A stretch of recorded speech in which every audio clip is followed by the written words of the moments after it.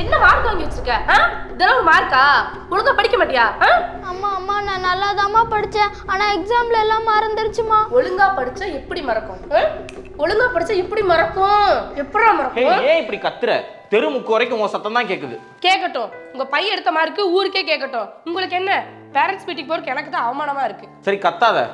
நான் என்னன்னு கேக்குறேன். என்ன ஜோஜோ நீ எப்பயும் நல்லா படிப்பியே, என்னாச்சு உனக்கு? அப்பா அப்பா எனக்கு படிப்பு வரலப்பா. பாத்தீங்களா உங்க பையன் பேசுறது? பாத்தீங்களா படிப்பு வரலையா? ஸ்கூல்ல சொல்லி தரது பத்தாதுன்னு எக்ஸ்ட்ரா காசு கொடுத்து டியூஷன் சேர்த்து விட்டா உங்க பையன் எப்படி பேசுறான் பாருங்க. சரி கத்தாத, நான் கேக்குறேன். உனக்கு என்ன? போய் யாருன்னு பாரு. நீங்களே போய் பாருங்க.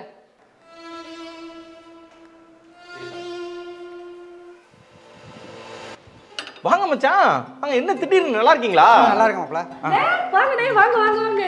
என்னடா திருது புடி சொல்லாம கொள்ளாம? சும்மா இந்த பக்கம் வந்தேன். அப்படியே ஒண்ணா மாப்ளையா அப்ப நம்ம மறுவனை பாத்துட்டு போலாம். நீங்க சரி சரி உட்காரு, நான் டீ போட்டுறேன். உட்காரு. இல்லம்மா குடிச்சிட்டேன். நீ வா வந்து உட்காரு. சரி. அப்புறம் மச்சான் தங்கச்சி எப்படி இருக்கு? நல்லா இருக்கேன். அம்மா நல்லா இருக்காங்களானே? எல்லாரும் நல்லா இருக்காங்க.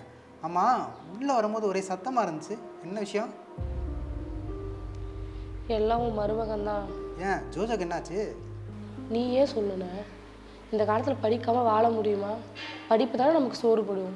ஆனால் இவன் படிப்பு வரலன்னு சொல்கிறானே. அவன் வாங்கியிருக்க மார்க்கை பாரு. இவரும் ஒன்றும் கண்டுக்க மாட்டாரு.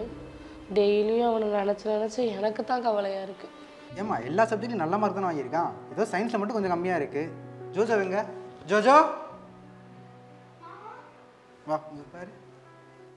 ஜோஜோ சயின்ஸில் மட்டும் ஏன்ப்பா கொஞ்சம் மார்க் கம்மியாக இருக்கு? மாமா எனக்கு சயின்ஸ் புரியவே இல்லை மாமா, கஷ்டமா இருக்கு. எல்லாரும் என்ன புரிஞ்சா படிக்கிறாங்க? மனப்பாடம் பண்ணி எழுத வேண்டியதானே?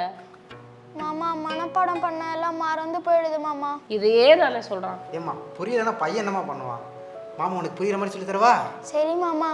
அம்மா இவங்க ரெண்டு பேரும் நமக்கு தெரிஞ்ச பசங்க. ஸ்கூல் ஸ்டூடெண்ட்ஸ்க்கு சயின்ஸை ஈஸியாக புரிய வைக்கிறதுக்காக அவங்க லெசனில் இருக்கக்கூடிய டெஃபினேஷன்லாம் எக்ஸ்பெரிமெண்ட்டாக மாற்றி ஃபன்னாக ஜாலியாக ஒரு கோர்ஸ் ரெடி பண்ணி வச்சுருக்காங்க.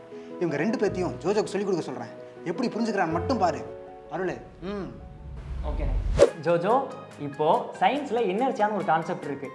அதை இப்போ நீங்கள் ஈஸியாக புரிஞ்சுக்கிற மாதிரி நாங்கள் உங்களுக்கு சொல்லித்தர போகிறோம். ஓகேவா? இப்போது இங்கே ஒரு பால் இருக்குது. இது ரெஸ்ட்டில் இருக்குது. இப்போது இந்த பாலுக்கு நான் ஒரு ஃபோர்ஸ் கொடுத்து இப்படி சுற்ற ஆரம்பித்தேன்னா இந்த பால் அது பாட்டுக்காக சுற்றிக்கிட்டே தான் இருக்கும். இப்போது நான் டக்குன்னு இதை சுற்றுற நிப்பாட்டினாலும் அந்த பால் தொடர்ந்து சுற்றிக்கிட்டே தான் இருக்கும். இதுதான் இன்னர்சியா. அதாவது ஒரு பொருள் ரெஸ்ட்டில் இருந்தாலோ இல்லை மூவிங்கில் இருந்தாலோ அது மேலே நம்மளாக ஒரு ஃபோர்ஸ் கொடுக்குற வரைக்கும் அது தொடர்ந்து அதோட வேலையை தான் பார்த்துட்டு இருக்கும். இதை வச்சு தான் நான் இந்த பாலை இந்த கிளாஸ்க்குள்ளே போட்டேன். இப்போ சொல்லுங்கள், இதுலேருந்து உங்களுக்கு என்ன புரிஞ்சுது?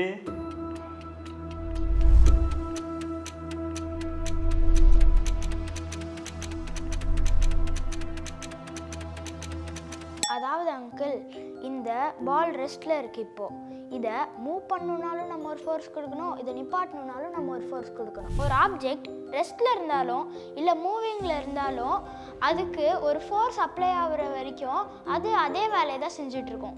இந்த ப்ராப்பர்ட்டியோட பேர் தான் இனர்ஷியா. Super, very good. பாத்தில ஏமாய் 100 தடவை சொன்னேன். ஏமாய் எப்படி சொல்லி கொடுத்தோன்னு புரிஞ்சுக்கிட்டா மத்தியா? அவன் என்னதான் இருந்தாலும் என்ன மாதிரி அறிவாளி இல்லை. ஆனால் அங்கிள், நம்ம இந்த பந்தை உருட்டி விட்டோன்னா கொஞ்ச நேரத்தில் நம்ம எந்த ஃபோர்ஸும் அப்ளை பண்ணாமே அது நின்றுமே.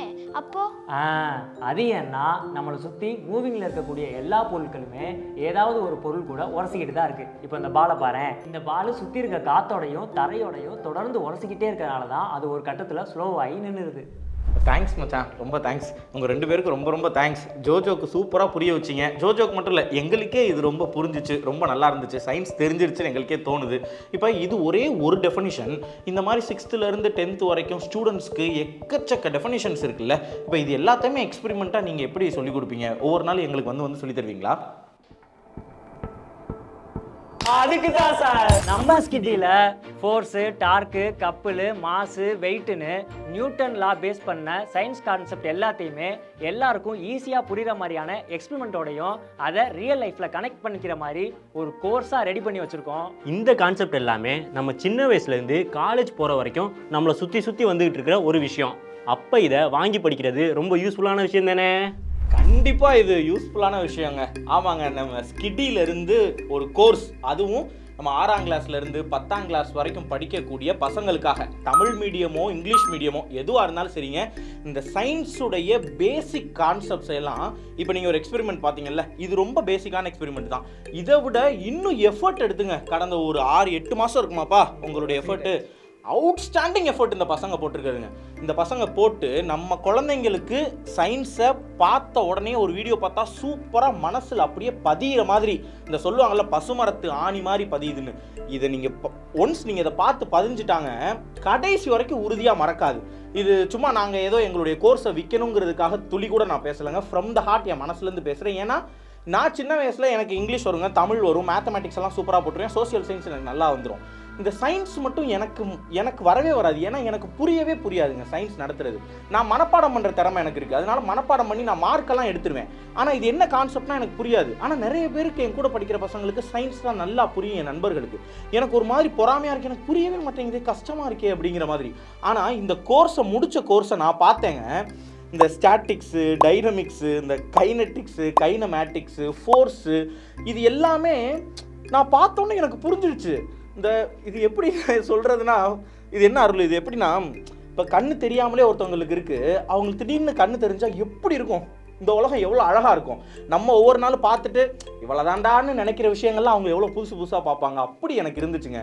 அதனால தான் இது எனக்கு ரொம்ப க்ளோஸ் டு ஹார்ட். எனக்கு இதை நாங்கள் பண்ணணும்னே எங்களுக்கு நோக்கம். அதாவது பள்ளிக்கூடத்தில் படிக்கிற பசங்களுக்கு சயின்ஸ் அவங்க புரிஞ்சு படிக்கணும். ஏன்னா சயின்ஸ் தான் எல்லாத்துக்குமே அடிப்படையாக இருக்குது. எது நடந்தாலும் அதுக்கு ஒரு அறிவியல் காரணம் தான் இருக்குது.